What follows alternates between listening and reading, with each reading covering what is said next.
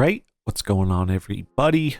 Zombies here again, and today we're back with another Marvel Snap video.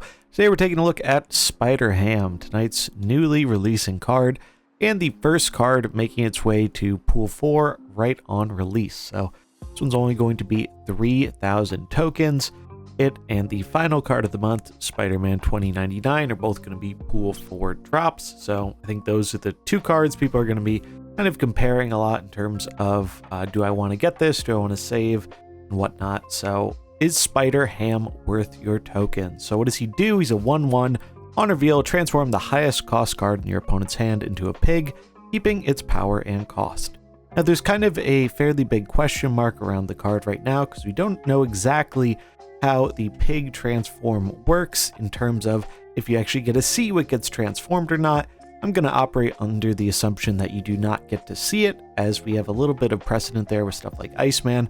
Obviously, it's a little bit different, increasing the cost versus totally transforming the card, and in the animation, we do see the card get transformed. However, that was as the player whose card got transformed, so it's unclear whether or not you do get to see what he hits. If you do, for some reason, this card gets like way better than it currently already is, which is pretty good. Because that information is really, really powerful. Being able to know, I hit their Doom, I hit their Hulk, I hit their Darkhawk, whatever. Being able to know what you hit would be a huge, huge boost in power to this card, in my opinion. So if that ends up working that way, he becomes even more worthwhile. But even if it doesn't, which is how I assume it's going to operate, you don't get to see what you hit. Still seems like a pretty decent card, mainly for the bounce deck. We're going to take a look at the decks in a minute here from the article from Den, going over some day one theory crafts. But I do think the big deck for Spider-Ham is going to be bounce. So if you're a bounce enthusiast, I think Spider-Ham might be extra worth it for you. If you don't play a lot of bounce, I do think he will have a home in other decks. I think he's actually going to fill a very similar role as Iceman in terms of kind of disrupting the opponent as a 1-drop, but he's going to play out a bit differently than Iceman, because obviously Iceman doesn't really do anything against the most expensive cost cards, because he can't make cards cost more than 6, whereas Spider-Ham, he's not going to mess up their early tempo plays, but he can really impact what they're able to do in the late game, and particularly with a lot of these decks relying on Dr. Doom for the final turn, or the Hulk seems pretty appealing. Other than that, it can even hit some of the more expensive 5-cost stuff. That's the biggest thing in hand, which might be good against the lane lock decks. Hit their X or their Spider-Man so they can't lock you out on the final turn. Just seems like a very versatile card. It's definitely one I probably wouldn't recommend for 6k tokens, but hey, for 3k, definitely becomes a lot more viable of a consideration for most people. Obviously no synergy with all the other move stuff. If you're really into the move stuff, maybe save next week for 2099. But if you like bounce or just generally disrupting your opponent, Spider-Ham seems like a pretty solid purchase. So let's dive into some decks that can best utilize Spider-Ham. If you want to grab any of these decks to import or just read up a little bit more about them and the card himself, highly recommend checking out the article from Dan, link in the description. But first up, we have Bounce, which is clearly looking like the best home. Bounce really appreciates its disruptive 1-drops. Iceman's always been really great in that list, likes having cheap things to do, and obviously 1-drops are always going to be good with Beast, as he'll make them free when he bounces them back to your hand. Spider-Ham can sometimes not be the best thing to bounce, because if it hits one big thing, and that big thing stays as their biggest thing, it's not going to hit something else again.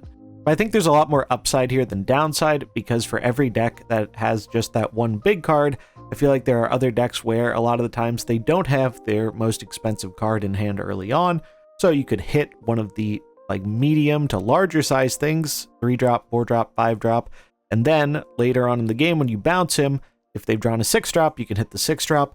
Also, we do have some confirmation on how it works if it can re-pig a card.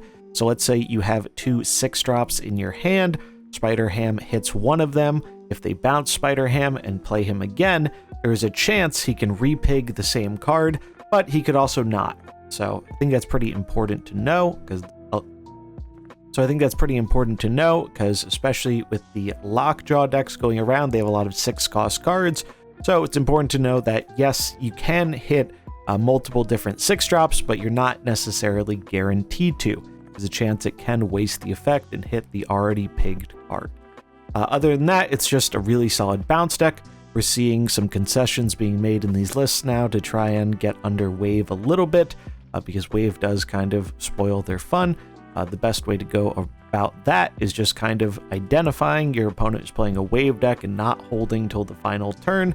And then after wave, we do have some bigger stuff we can lean on, such as the Chavez, which is mainly for consistency, but isn't really bad post-wave, and the Iron Man Inclusion, which is definitely really solid, especially if we can get a Bast proc on it. Then we have a pretty neat Devil Dino Ronin crossover.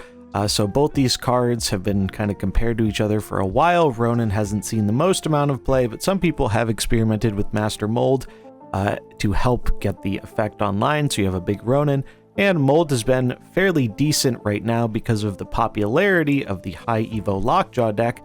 Typically, they don't really have anything to play before turn 3, so if we can gum up their hand with some Sentinels, I can really screw them over in terms of being able to draw the actual cards they want, while keeping their hand size nice and big so we can get a big Ronin.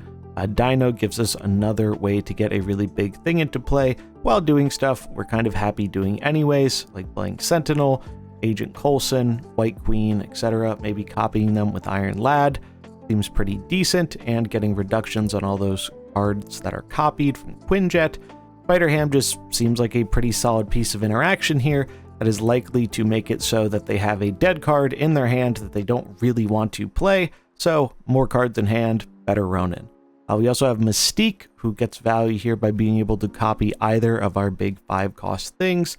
So overall, pretty mid-range style of deck, and we have Shang-Chi to help kind of close the gap between some of the things like the high Evo Hulk and other just big things that we really need to swing a lane, especially relevant versus all the big stuff being cheated out by Lockjaw.